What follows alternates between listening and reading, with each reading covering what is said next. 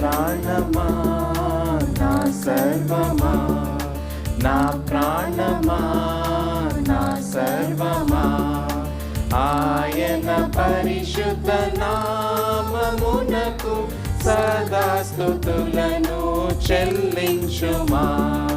మరువకు ఆయన మేలులను, మరువకు ఆయన మేలులను. నా ప్రాణమా నా సర్వమా, నా ప్రాణమా నా సర్వమా, క్షమించును నీ పాపములను, కుదుర్చును నీ రోగములను, క్షమించును నీ పాపములను.